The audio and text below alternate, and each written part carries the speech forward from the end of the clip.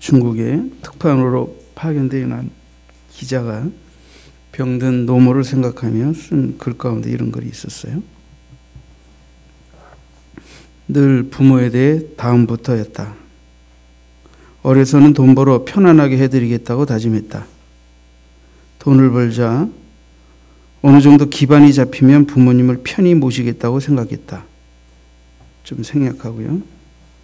정말 아무것도 할 수 없는 시절에도 어머니 어깨 한 번 주물러 드려 그 마음을 기쁘게 해드릴 수 있었는데 나는 늘 다음부터였다.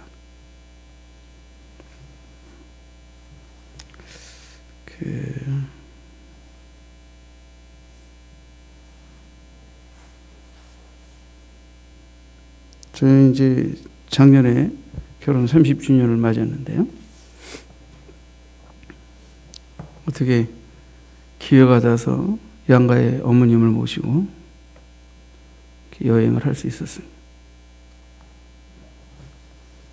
고속도로에 차를 타고 가다가 휴게실에 들렸습니다. 우리 어머님이 그 휴게실에 우동을 아주 좋아하시거든요. 이제 그 오뎅이 들어있는 우동을 4그릇 시켜서 먹는데 많다고 오뎅 더 먹으라고 왔다 갔다 하면서 한참 또 신경전이 벌어지고 우동을 먹었어요.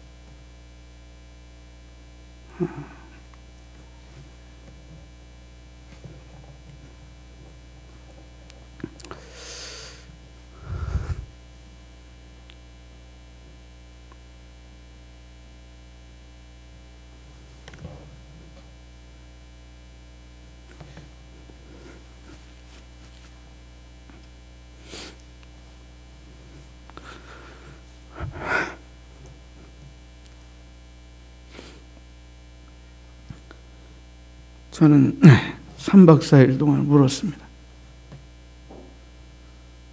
집사람도 내가 우는 것을 눈치채지 못했고 또 부모님들도 눈치채지 못하게 저는 안경을 쓰고 거기에 시꺼먼 선글라스를 덧붙여대고 속으로 울었습니다. 3박 4일 울었습니다. 우동을 잡수시는 어머님들의 이빨이 성치 않았습니다.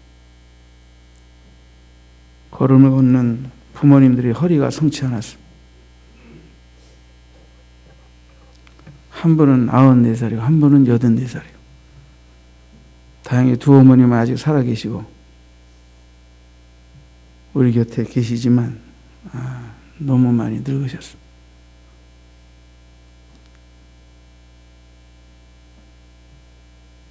늘 피곤하다고 쉬어야 된다고 휴가 간다고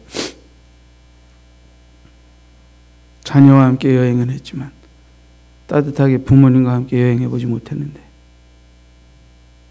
30주년을 맞아 그래 한 30년 됐으니까 모처럼 해외 가서 여행 좀 한번 할까 이 생각도 했었어. 기도했어. 근데 하나님께서 제 마음속에 내 오늘에 있기까지 기도하고 보살펴 주신 부모님의 은혜를 따뜻하게 한 번도 위로해드리지 못했다는 생각이 들었어.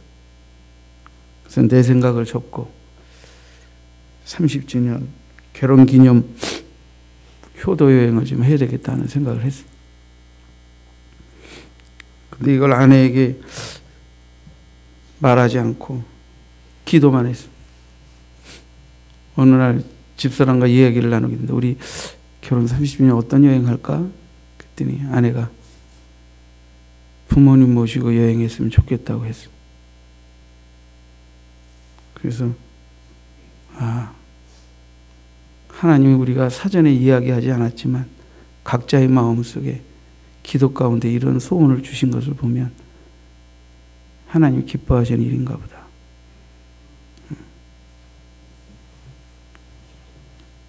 우리 어머님이 여행을 시작하면서 강릉에 도착할 때까지 거의 혼자 말씀을 많이 하셨어. 제 기억으로는 한 6, 7시간쯤 하신 것 같아요. 8시간 했나. 시집 오셔서 살아온 모든 얘기를 하셨어요. 많이 생략하시면서. 거의 자신의 생에 일대기를 다 하셨어요. 노인정에서 봉사하시는 얘기도 많이 하셨어요.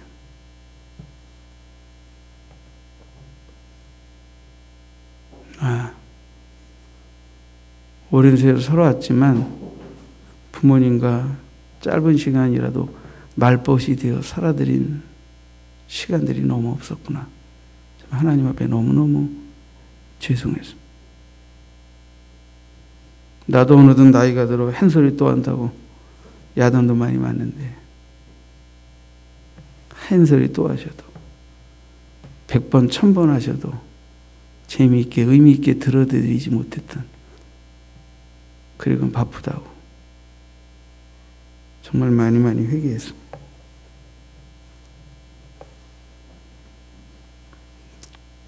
여러분, 우리가 어려서부터 지금까지 이렇게 하면 부모님을 사랑하고 효도하겠다고 하다가 어느 날 부모님 돌아가십니다.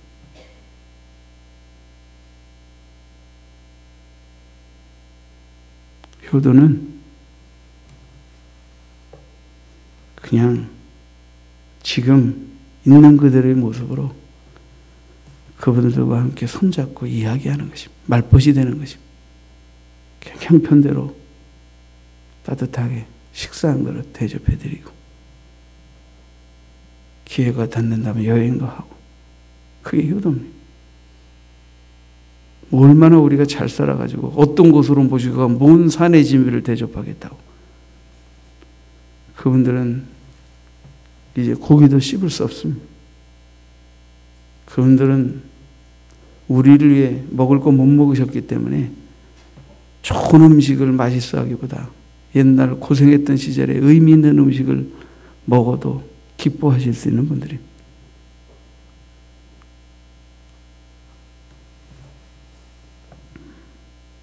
여러분, 하나님은 이스라엘 백성들을 애굽의 종살이에서 구출해 내신 다음에 소위 말하면 그들에게 율법을 말씀하셨습니다. 이제 하나님을 믿는 백성으로서의 공동체가 지켜 살아야 할 법을 말씀하셨다는 말이에요. 이것을 흔히 신학적으로 우리가 신해선 언약이라고 하는데, 이 언약은 좁게는 십계명을 말하고 또 사람과 사람 사이의 관계를 사회상의 법률로 시민법으로 이렇게 규율을 말씀하셨고, 또 하나는 하나님을 향한 종교의식이 되는 의식법을 말씀하셨습니다. 오늘 이 어버이 주를 맞아 우리가 나누는 말씀은 율법의 핵심인 십계명 중에 제5계명에 해당되는 말씀입니다. 십계명은 하나님을 향한 인간의 의무를 1계명부터 4계명까지 말씀하셨습니다. 사실은 1계명에 대한 것을 2계명부터 4계명이 더 부연 설명하고 있는 형국입니다. 하나님을 공경하라는 거죠. 5계명부터 10계명은 인간 상호간에 지켜야 할 도리를 규정하신 것입니다. 그 중에 첫 계명인 5계명이 내 부모를 공경하라는 것입니다.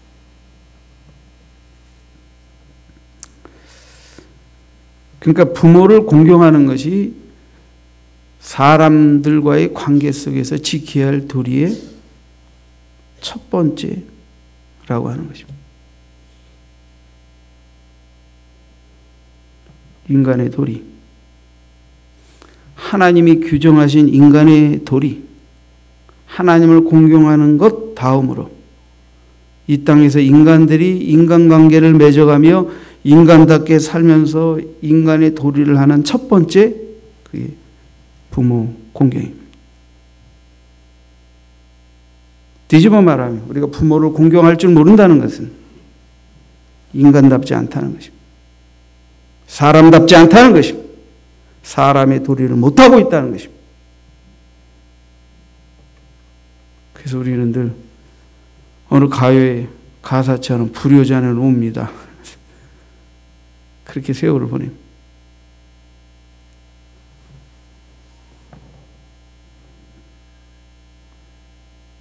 여러분, 애굽의 종살이하던 이스라엘 백성들이 하나님의 백성이 되어 하나님의 공동체로 살 때는 하나님이 규정하신 법도를 따라 살아야 합니다. 그것을 가장 축약한 것이 십계명인데 그 십계명의 핵심을 둘로 요약하면 하나님을 공경, 사랑하는 것입니다. 두 번째는 내 이웃을 사랑하는 것입니다. 예수님은 바로 이 십계명을 두 계명으로 요약하셨습니다. 하나님을 마음을 다하고 힘을 다하고 성품을 다해 사랑하라. 그리고 내 이웃을 내 몸과 같이 사랑하라. 그럼 내 이웃을 내 몸과 같이 사랑하라는 그 이웃 사랑의 출발, 근본, 기초가 부모 공경입니다.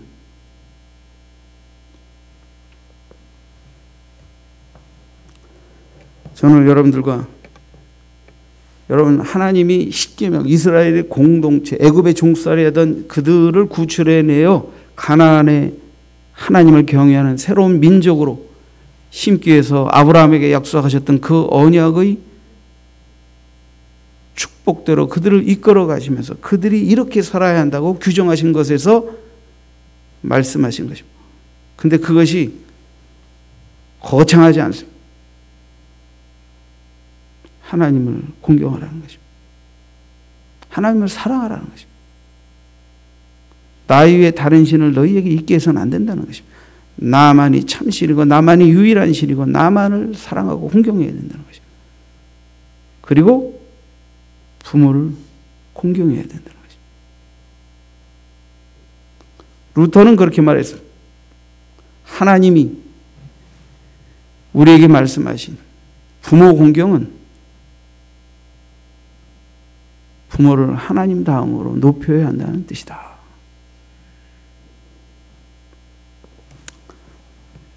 자, 이 십계명에 나타난 부모 공경의 계명을 중심으로 해서 여러분들과 부모 공경의 중요성을 몇 가지로 나누도록 하겠습니다. 첫째, 부모 공경은 참된 신앙, 하나님과의 관계의 기초가 됩니다. 성경이 말하는 부모 공경과 세상의 윤리 도덕적 규범이 가르치는 부모 공경은 비슷한 면도 있지만 근본적으로 다른 것이 있습니다. 우리 그리스도인들은 이걸 알아야 합니다. 기독교에서 하나님이 우리에게 가르치는 효와 세상에서 가르치는 효가 닮은 것도 있지만 근본 차이가 있습니다. 그게 뭔지를 여러분들 이해해야 합니다. 성경은 하나님을 공경하고 하나님을 공경하는 자녀는 마땅히 부모를 공경해야 된다 하는 것을 말하고 있는 것입니다.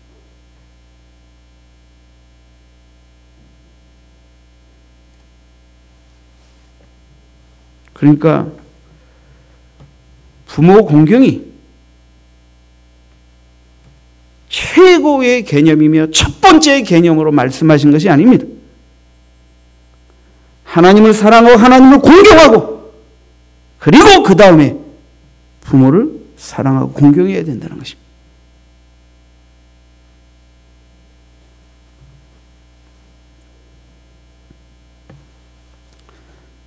예수님도 한 율법사가 선생님 율법 중에 어느 계명이 큽니까? 하고 물었을 때 마태복음 20장 37절 이하에 보니까 내 마음을 다하고 목숨을 다하고 뜻을 다하여 주 너희 하나님을 사랑하라 하셨습니다. 이것이 크고 첫째 되는 계명. 하나님을 마음을 다하고 목숨을 다하고 뜻을 다하여 하나님을 사랑하는 것. 하나님을 사랑하고 하나님을 공경하는 것. 바로 1계명부터 4계명까지를 축약하시면서 이것이 크고 첫째 되는 제1의 계명이다라고 말씀하셨습니다. 둘째도 그와 같으니 내 이웃을 내 자신과 같이 사랑하라. 이 두 계명이 온 율법과 선지자의 강령이라. 둘째는 이웃을 내 자신같이 사랑하라 그랬는데 그 계명이 5째부터 10째까지의 계명인데 그 이웃 사랑의 계명의 첫 번째가 부모를 공경하라는 것입니다. 그러니까 이웃 사랑의 출발점은 부모를 공경하는 것을 배우고 실천하는 것에서부터 시작되는 것입니다.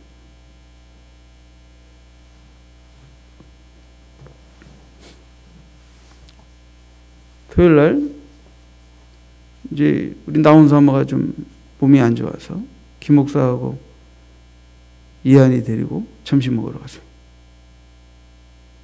어버이날을 지나서인지 주말인지 음식점에 어떻게 사람이 많든지 이런저런 얘기하면서 음식 나올 때 기다리는데 1시간 걸린 것 같아요. 무슨 뭐 음식을 뭐 좋고 비싼 걸 먹으러 간 것도 아니고 애가 이제 생선을 좋아하니까 생선구이 정식 백반 8,000원짜리 2개 시켰는데 1시간쯤 시계도 안 봤어요. 이런저런 얘기하고 지나갔는데 12시 45분쯤 갔는데 한 밥 먹고 귀여우니까 2시 40 거의 3시가 다 됐으니까 아마 기다리는데 얼추 1시간쯤 된 것 같아요.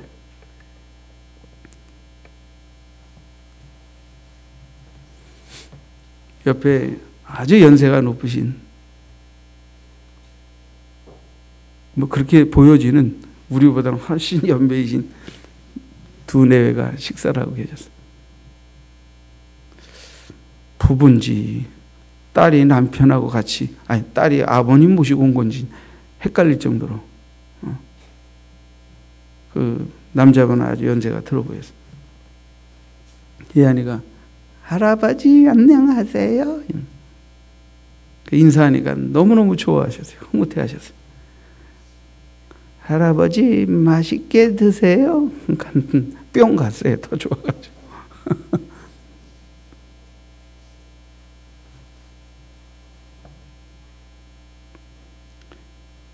여러분, 우리가 자녀를 기르는데 많은 교육을 시킵니다. 그죠? 많은 교육을 시킵니다. 잘 되라고. 또 세상 말로 남들보다 뛰어나라고 막 가르쳐요. 막 갖다 집어넣습니다. 진짜 하나님은 우리에게 뭘 가르치라고 하시냐면 부모를 공경하는 걸 가르치라고 하십니다. 부모를 공경하라. 어른을 공경할 줄 알게 가르쳐라. 여기에 모든 인간관계, 대인관계, 예의범절, 사람다움, 인간다움, 모든 윤리와 도덕의 근본, 기초와 뿌리가 거기서부터 형성이 되는 거예요. 그걸 가르쳐.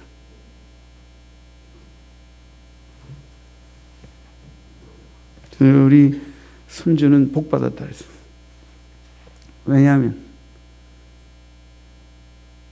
왕할머니 2분 계시지. 외할아버지 있지. 많은 성도들 어른들이 있지. 사랑받고 인사하고 예의를 배우고 커가니까 다른 그 어떤 것보다 성경에서 말하는 부모를 공경하는 게 아직은 뭔지 모르겠지만 많은 어른들의 사랑을 받음으로 인해 거리감 없이 길가에 나가면 그저 누구에게나 반갑게 인사하고 어른들에게도 인사하고 그러니까 사랑을 받는. 여러분, 사람을 사랑할 줄 알게 기르는 게 많은 지식을 얻어서 훌륭한 사람으로 커가는 것보다 먼저 선행적이라는 것을 잊지 마셔야 합니다. 신앙은 무슨 일을 많이 하는 것이 먼저가 아니고 신앙의 목적은 하나님을 사랑하고 사람을 사랑할 줄 아는 사람이 되도록 하는 것, 그것이 신앙의 목적이어야 합니다. 근데 오늘날 교회가 바빠요. 무지하게 바빠요. 저는 교회가 일로 바쁜 거 별로 좋아하지 않습니다. 그것 때문에 우리가 하나님을 사랑하고 사람끼리 사랑하는, 이건 여러분 일로 되는 게 아니에요. 신앙, 성경을 보세요. 하나님이 일 많이 했다고 상급 주고 축복 주고 그런 거 별로 없어요. 내용이. 있으면 저한테 좀 가르쳐 주세요. 근데 우리는 세상에서 일 많이 하고 돈 많이 벌고 뭔가를 이룩한 것, 이걸 가지고 목사님들도 일 많이 해서 교회 부흥시켜서 뭐 하나님 일 많이 해가지고 상 받는 줄 알고 일 많이 해요.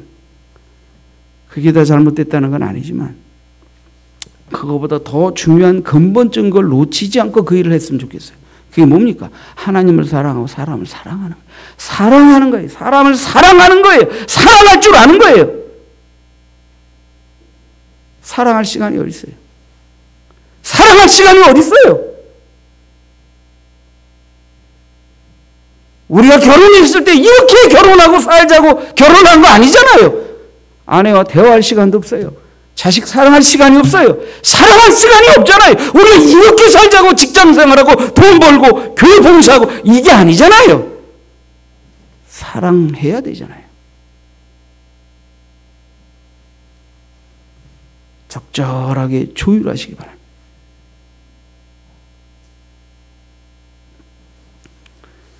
자식을 사랑할 때가 많지 않은 것입니다. 태어나서 3세. 이때는 전적인 부모와 특히 어머니의 사랑이 집중적으로 필요한 때입니다.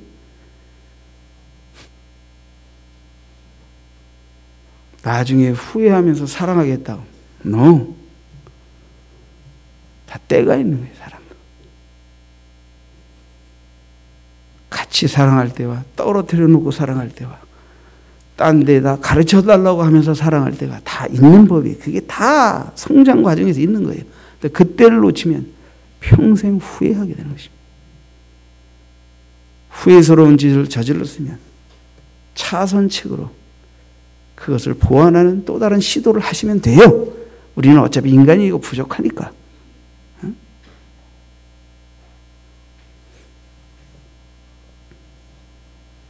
그러니까 우리가 자녀가 잘못할 때 야단치세요. 그러나 잘못하는 그것 때문에 엄마 아빠가 널 사랑할 수 없다. 이렇게 야단치시면 안 돼요.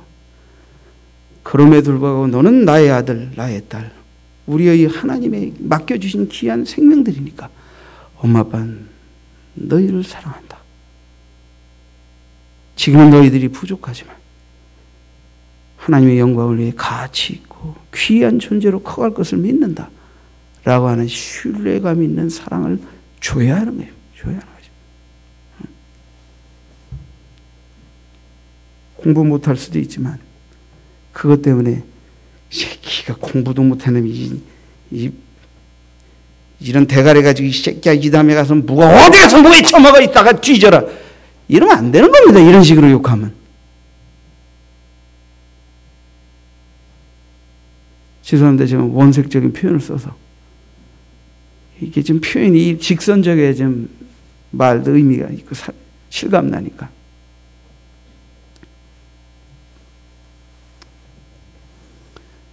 여러분, 부모 공경은 하나님과의 관계에서 하나님을 제대로 공경하는 믿음이 있는 사람이 마땅한 도리로 실천할 수 있는 게 부모 공경이에요.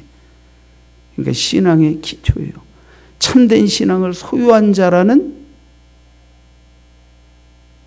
인간관계에서의 드러난 첫 번째 표현이 부모를 공경할 줄 알고 어른을 공경할 줄 아는 모습을.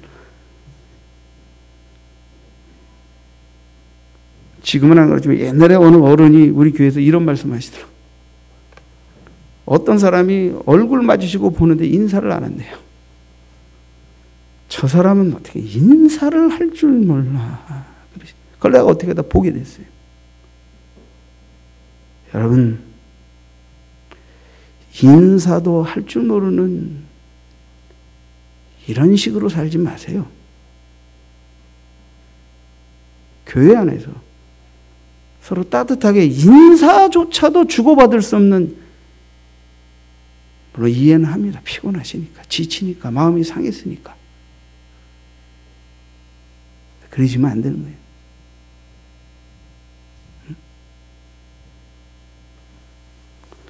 두 번째, 부모 공경은 이웃과의 관계의 기초가 됩니다. 여러분, 부모 공경은 인간을 사랑하고 존중하라는 하나님의 가르침의 실천의 출발선상에 있습니다. 하나님의 사랑을 닮은 이 땅에서의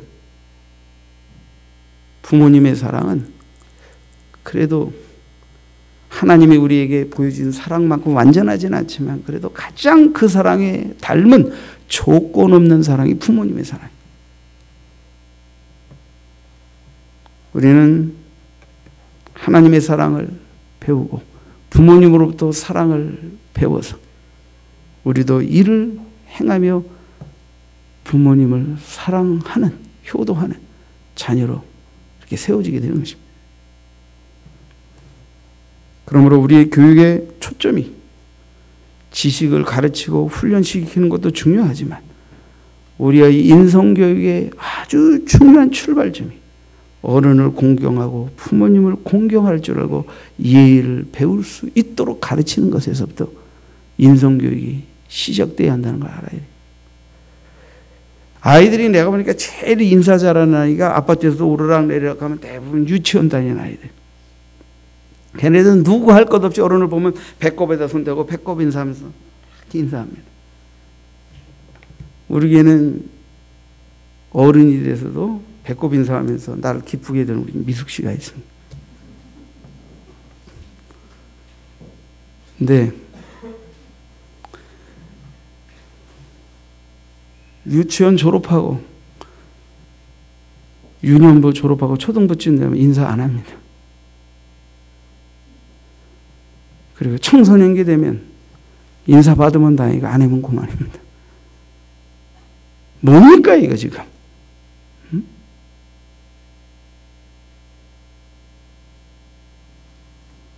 우리가 어떻게 하다가 인사도 할 줄 모르는 아이로 키웠습니다.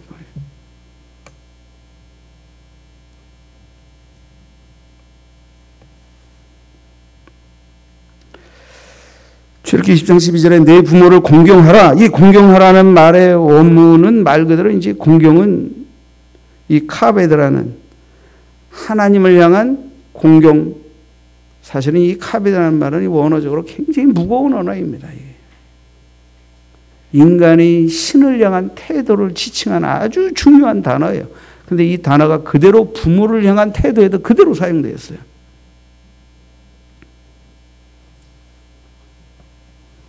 그래서 루터는 부모를 하나님이 대리자라고 그렇게 이해하며 가르쳤습니다. 하나님을 향한 태도에서 사용되는 말이 인간이 부모를 향한 태도에도 그대로 이 말이 사용됐다는 것에 우리가 주목해야 돼요. 근데 이 공경하는 말의 이 문법적인 것을 제가 살펴보니까 그냥 공경하라가 아니라 반드시 공경하라는 의미입니다. 반드시라는 무슨 전치사가 붙어 있는 건 아니에요.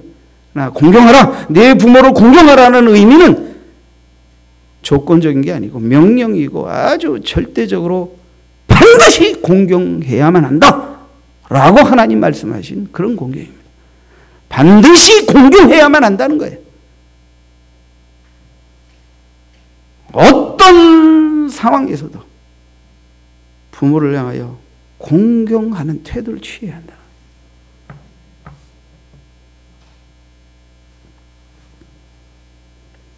공경한다는 말은 존중한다는 것입니다. 그리고 우선적으로 생각한다는 것입니다. 우리가 하나님을 공경한다는 건 하나님의 뜻, 그것이 내 뜻보다 최우선에 있어야 합니다. 하나님을 사랑하는 것에 최우선순위가 있어야 합니다. 하나님을 높이는 것에 최우선순위가 있어야 합니다. 하나님을 공경하는 것입니다. 그 다음으로 부모를.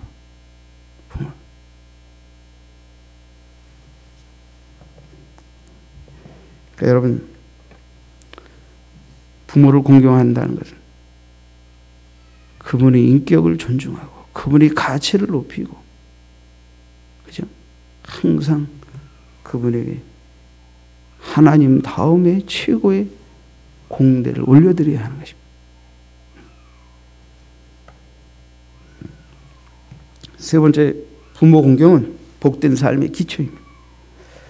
이 다섯 번째 계명의 내용을 하나님께서 말씀하시고 난 다음에 이어서 뭐라고 말씀하셨냐면, 내 부모를 공경하라. 그리하면 내 하나님 여호와가 내게 준 땅에서 내 생명이 길리라.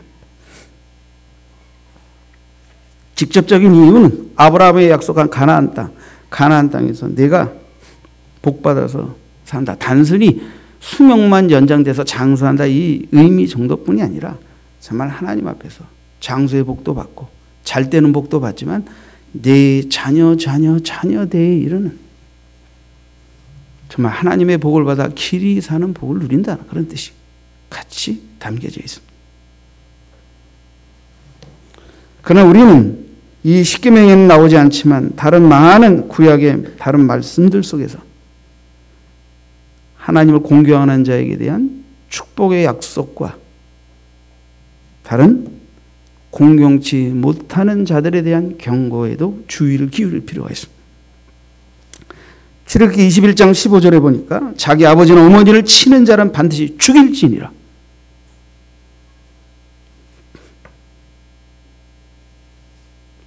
거의 이런 일은 없지만 세상에서 가끔 부모를 치는 자들이 있습니다.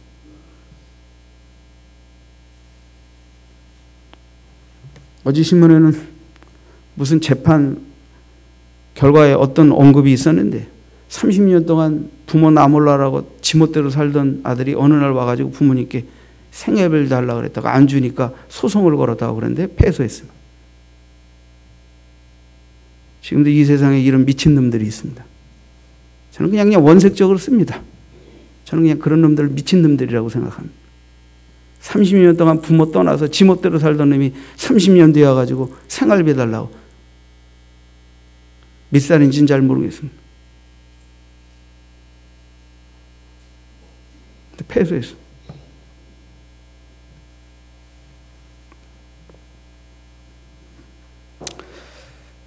이 17절에는 자기 아버지나 어머니를 저주하는 자는 반드시 죽일지니라. 레위기 20장 9절에 만일 누구든지 자기 아버지나 어머니를 저주하는 자는 반드시 죽일지니 그가 자기 아버지나 어머니를 저주하였은지 그의 피가 자기에게로 돌아가리라. 그러니까 하나님께서는 부모를 때리거나 저주하는 놈은 인간이기를 포기한 놈들로서 이 땅에서 살 이유와 가치가 없는 존재들이다 라고 규정해 버리신 것입니다. 그러므로 인간이 이 땅에서 발을 붙이고 살아야 할 이유와 근거와 당위성은 어른을, 부모를 높이고 공경할 줄 아는 기본 자세를 갖춤에서부터 시작된다. 무서운 말입니다. 신명기 22장 18절 이하에 이런 말씀이 있습니다. 사람에게 완악하고 패역한 아들이 있어 그 아버지 말이나 그 어머니 말을 순종하지 아니하고 부모가 징계하여도 순종하지 아니하거든.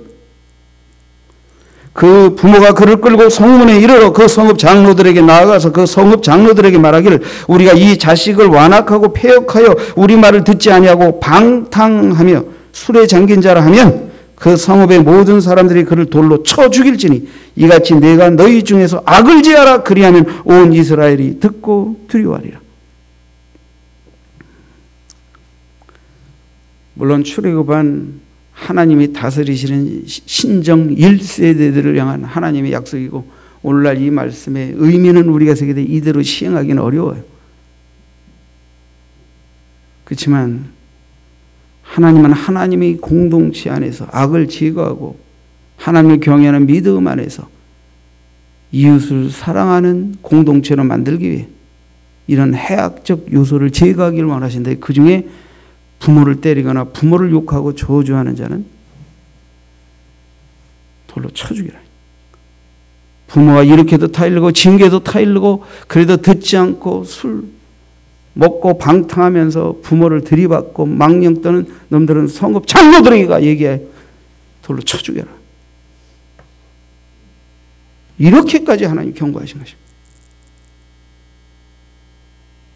그래서 물론 하나님은 이스라엘이라는 이 공동체의 윤리성을, 가족을 보호하시기 위한 아주 강력한 제재 수단을 말씀하신 것입니다.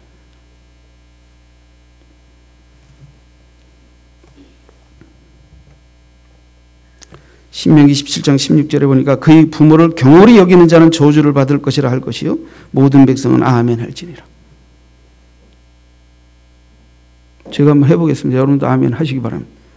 그의 부모를 경홀히 여기는 자는 저주를 받을지어다. 다들 아멘 하셨습니다. 오늘 이 시간 이후로 부모님을 경홀히 여기지 마십시오. 경홀히 여긴다는 가볍게 업신 여긴다는 것입니다. 가볍게 업신 여긴다. 물론 그분들은 우리보다 배움이 짧습니다. 그분들의 사고방식이 오늘날 우리 사고방식과 맞지 않는 것도 있습니다. 그래도 높여드리면서 정중하게 얼마든지 대해드릴 수 있는 것이 무엇인지 여러분들이 다 알지 않습니까? 우리가 다 알잖아요.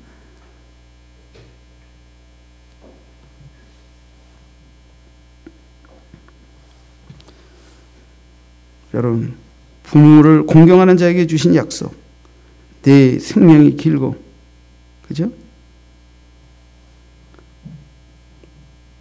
내게 준 땅에서 내 생명이 길리라. 신명기 5장 16절에는 너는 너희 하나님 명한대로 내 부모를 공경하라. 그리하면 너희 하나님 여호와가 내게 준 땅에서 내가 생명이 길고 복을 누리리라. 다 똑같은 말입니다. 에베소 6장 3절에서 자녀들아 너희 부모를 주 안에서 순종하라. 이것이 옳으니라. 이것이 약속 있는 첫 계명이니 이는 네가 잘되고 땅에서 장수하리라. 약속 있는 첫 계명. 이 땅에서 순종하면 하나님이 복을 주신다는 약속의 첫 계명이 뭐냐? 부모를 공경하라는 거예요. 주 안에서 부모에게 순종하라는 거예요. 주 안에서 부모에게 순종하고 공경하면 하나님이 이 땅에서 복이 좋은 꼴로 약속하신 모든 많은 계명 가운데 첫 번째 계명이 부모에게 순종하고 공경하라는 거예요. 그럼 복을 주시겠다는 거예요. 복을 주시겠다는 거예요. 성경에 보면 레갑족속 에레미야 35장 5절 이하에 보니까 레갑족속이 사람 앞에 와 포도주가 가득 든 사발잔을 놓고, 그죠? 이제 레갑족속에게 마시라 그랬더니 이 레갑족속이 마시지 않겠다는 거예요. 우리는 우리의 선조 요나답이 너희 자손은 영영이 포도주를 마시지 말고 집도 짓지 말고 파정도 하지 말고 포도원도 재배하지 말고 너희 평생에 장막에 거처하라. 집을 짓고 포도원을 일구면 술에 취하게 되고 타락하게 되니까 아예 포도주도 재배하지 말고 포도주도 가까이 하지 말고 살라 했다.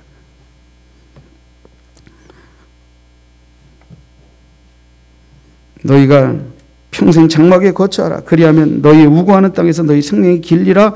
부모님이 그렇게 유지를 내렸는데, 그래서 우리는 그 부모님의 말에 순종하여 우리 아내 우리 자녀 평생에 포도주를 마시지 않고 거처할 집도 짓지 않고 포도원과 밭이나 종자도 두지 아니하고 장막에 거처하며 우리 선조 요나답이 우리에게 명한 대로 다 준행했습니다. 이렇게 답변한 거예요. 에레미야 35장 18절 에레미야가 레갑 족속에게 이르되 만군의 여호와 이스라엘의 하나님이 이같이 말씀하시기를, 이런 태도를 보이는 레갑 족속의 자손들에게 하나님이 에레미야를 통하여 뭔가를 말씀하셨습니다. 너희가 너희 선조 요나답의 명령을 순종하여 그 모든 훈계를 지키며 그가 너희에게 명한 것을 행하였도다. 그러므로 나 만군의 여호와 이스라엘의 하나님이 이같이 말하노라. 레갑의 아들 요나답에게서 내 앞에 설 사람이 영영이 끊어지지 아니하리라. 진정한 의미에서의 장수의 축복은 뭡니까? 그냥 막 오래 사는 게 아니에요. 내 앞에 설 사람이 영영이 끊어지지 않을 것이다. 너희 부모들이 여호와 하나님을 공경하며 복을 받아서 한 것처럼 너와 내 자손 대대로 여호와를 공경하고 부모를 공경하고 복을 받아 내 앞에서 끊어지지 않는 복받은 족속으로 길이 살게 될 것이다 라고 에레미야를 통하여 하나님이 그 레갑 족속에 복을 내리셨습니다. 여러분도 하나님을 공경하고 부모를 공경하여 복을 받아 이 복을 자손 대대에 물려주어 하나님 앞에서 사는 가문, 복받은 가문으로 복받으시기를 주의 이름으로 축원합니다.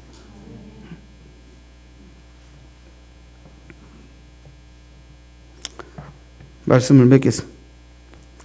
이 5번째 계명은 이중적 의미를 이해해야 합니다. 부모를 공경하는 것은 약속하는 땅에서 장수하는 근거가 되는 반면 그렇게 하지 못했을 때는 멸망하게 된다는 거예요. 부모를 공경하면 장수하고 복되게 사는 이유가 되지만 부모를 공경하지 못하게 되면 저주받고 멸망하게 된다는 거예요. 이것을 우리가 이해해야 한다. 여러분, 부모 공경은 2가지 전제를 바탕으로 하고 있습니다. 첫째는 하나님을 공경하는 부모가 있어야 한다는 것입니다. 하나님을 공경하는 부모가 있어야 한다는 것입니다. 2번째는 하나님을 공경하고 부모를 공경하는 부모가 있어야 한다는 것입니다. 그리고 하나님을 공경하고 부모를 공경하는 부모가 자녀에게 부모 공경을 가르쳐야 한다는 것입니다. 그러므로 이 말씀의 대상이 곧 돌아가실 부모들에게 하시는 말씀이 아닙니다. 지금 막 태어난 아이들에게 말하는 게 아닙니다. 부모도 있고 자녀도 있는 중간 세대의 부모에게 하나님을 공경하고 부모를 공경하여 자녀들에게 이 하나님의 축복을 받을 수 있는 삶의 길을 가르치라는 것입니다. 이게 세상에서 가르치는 효도와 성경에서 가르치는 효의 차이입니다. 아담과 하와는 육신의 부모가 없었어요. 아시죠? 그래서 하나님을 공경하고 따라야 했어요. 그것을 통하여 그 자녀에게 하나님을 공경하는 모범을 통해 하나님을 공경하는 부모를 하나님을 공경하고 부모도 공경하도록 가르치고 그들은 그렇게 배워야 했어요. 아담과 하와가 범죄하고 하나님을 공경하는 것에서 문제가 생길 때, 부부가 다툴 때 가인은 그 동생을 쳐 죽였습니다. 노아는 홍수에 하나님을 경외하며 예배를 올렸지만 포도주를 취하여 장막에서 옷을 벗고 열을 이기지 못하고 누워있을 때 하미와 그것을 보고 가서 나팔을 불었는데 다른 자녀들은 아비의 하체를 가리었어. 깨어나 노아가 이거를 알고 함을 저주했어. 분명히 노아가 실수한 것입니다. 그렇지만 하나님은 노아의 함을 저주하도록 하셨습니다. 왜 그렇습니까? 함이 어린아이가 아니기 때문에. 그도 자식을 키우는 결혼한 부모이기 때문에. 충분히 아비의 실수와 허물을 덮을 수 있는 나이가 되었기 때문에. 그런데도 부모의 권위를 실추시키고 부모의 가치와 부모의 인격을 존중하지 못하고 망령된 짓을 했기 때문에 그는 저주받은 것입니다. 이만큼 부모의 권위는 하나님이 보증하시고 무겁게 다루시는 부분입니다. 사랑하는 성도 여러분, 성경은 부모를 공경하라 했습니다. 내 아버지와 어머니를. 다른 본문에는 레위기에는 내 어머니와 아버지를. 이때 중문동의 문화 속에서 여자는 권위가 없었어요. 하대받았던 시절입니다. 근데 하나님은 내 아버지와 어머니를, 내 어머니와 아버지를 공경하라고 말씀하셨습니다. 솔로몬 왕은 백성들 앞에서 자기 어머니가 나올 때 왕이지만 지존의 자리에 있지만 그 자리에 일어나 어머니가 우편에 앉으시도록 하고 자리에 앉았습니다. 이런 예의를 보였습니다. 이만큼 아버지와 어머니의 존재라는 것은 무거운 것입니다.